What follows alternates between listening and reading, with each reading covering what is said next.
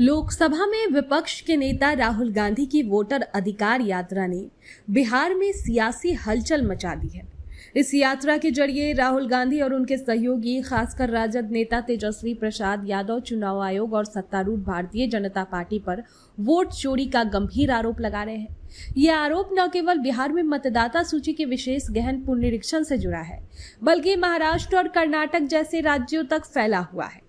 राहुल गांधी का दावा है कि उनकी 6 महीने की जांच में एटम बम जैसी जानकारी सामने आई है, जिसके आधार पर वे चुनावी प्रक्रिया की निष्पक्षता पर सवाल उठा रहे हैं।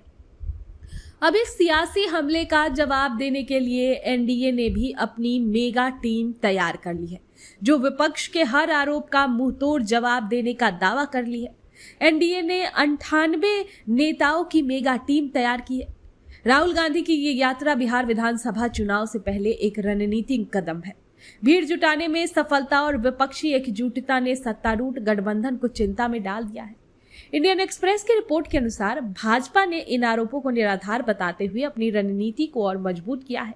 पार्टी ने अपने वरिष्ठ नेताओं और राष्ट्रीय प्रवक्ताओं जैसे रविशंकर प्रसाद, शाहनवाज हुसैन, राजीव प्रताप रूडी, संजय जायसवाल, गुरु प्रकाश और अजय आलोक को जैसे कई नेताओं को बिहार के सभी 38 जिलों में प्रेस कॉन्फ्रेंस के जरिए विपक्ष के दावों को खारिज करने की जिम्मेदारी सौंपी है। ये मेगा टीम न केवल राहुल गांधी के आरोपों का जवाब देगी, बल्कि प्रधानमंत्री नरेंद्र मोदी और मुख्यमंत्री नीतीश कुमार की ईमानदार छवि को जनता के सामने लाने की कोशिश करेगी। हालांकि एनडीए के लिए ये चुनौतियां कम नहीं है। कुछ भाजपा नेताओं ने स्वीकार किया है कि राहुल की यात्रा ने उम्मीद से ज्यादा भीड़ जुटाई है। प्रशांत किशोर जैसे नेताओं के भ्रष्टाचार के आरोपों ने भी एनडीए की साख पर सवाल उठाए हैं।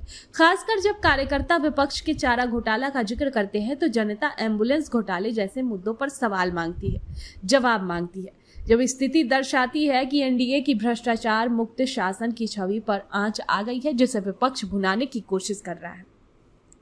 चुनाव आयोग ने भी राहुल गांधी के आरोपों को बेतुका और संविधान का अपमान करार देते हुए सख्त रुख अपनाया है। आयोग ने कहा कि यदि राहुल को अपने दावों पर भरोसा है तो उन्हें शपथ पत्र के साथ सबूत पेश करना चाहिए, अन्यथा माफी मांगनी चाहिए। ये टकराव न केवल राजनीतिक बल्कि संस्थागत स्तर पर भी तनाव को दर्शाता है। ये सियासी जंग लोकतंत्र की मजबूती का प्रतीक हो सकती है, लेकिन ये भी जरूरी है कि आरोप प्रत्यारोप तथ्यों पर आधारित हो। राहुल गांधी की यात्रा ने जहां विपक्ष को एकजुट करने और जनता में उत्साह जगाने का काम किया है, वहीं एनडीए की मेगा टीम इस चुनौती को बेअसर करने की कोशिश में है। बिहार की जनता इस सियासी नाटक को कैसे देखती है और इसका विधानसभा चुनाव पर क्या असर होगा, ये आने वाले समय बताएगा। लेकिन इतना तय है कि ये टकराव न केवल बिहार बल्कि राष्ट्रीय राजनीति में भी नए समीकरण बना सकता है।